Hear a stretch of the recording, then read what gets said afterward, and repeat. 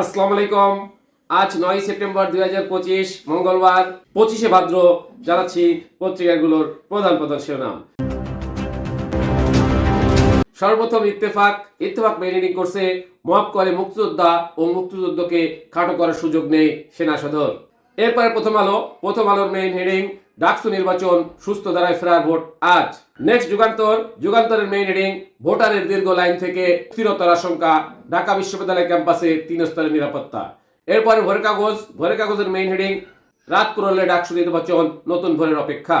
Next জনকণ্ঠের main heading, উৎসব মুখর ঢাকা বিশ্ববিদ্যালয় ক্যাম্পাসে ডাকসু নির্বাচন আজ। এরপর ইনক্লাবের মেইন হেডিং, ডাকসু নির্বাচনের সংশ্লিষ্টতা নিয়ে অবস্থান স্পষ্ট করলো সেনাবাহিনী। নেক্সট আমাদের সময়ের মেইন হেডিং, এনআইডি সংশোধনের জটিল আবেদন নিষ্পত্তিতে ইসি নতুন নির্দেশ।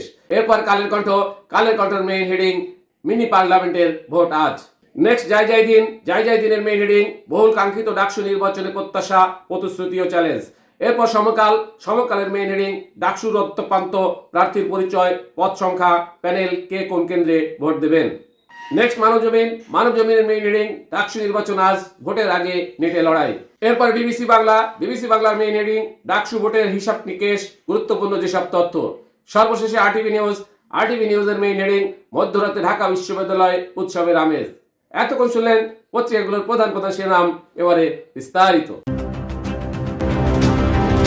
মব করে মুক্তিযোদ্ধা ও মুক্তিযুদ্ধকে খাটো করার সুযোগ নেই সেনা সদর। কোনো মব বা কোনো কিছু করে মুক্তিযোদ্ধা ও মুক্তিযুদ্ধকে খাটো করার কোনো সুযোগ নেই বলে জানিয়েছেন সেনা সদর। সোমবার 8 সেপ্টেম্বর ঢাকা সেনানিবাসের অফিসার্স মেস আয়োজিত এক সংবাদ সম্মেলনে এ তথ্য জানান সেনা সদরের মিলিটারি অপারেশনস পরিচালক কর্নেল মোহাম্মদ শফিকুল ইসলাম। মুক্তিযোদ্ধার বাসায় মব সৃষ্টি করে হামলার বিষয়ে প্রশ্ন করা হলে তিনি বলেন, মহান মুক্তিযুদ্ধের মাধ্যমে বাংলাদেশে জন্ম হয়েছে।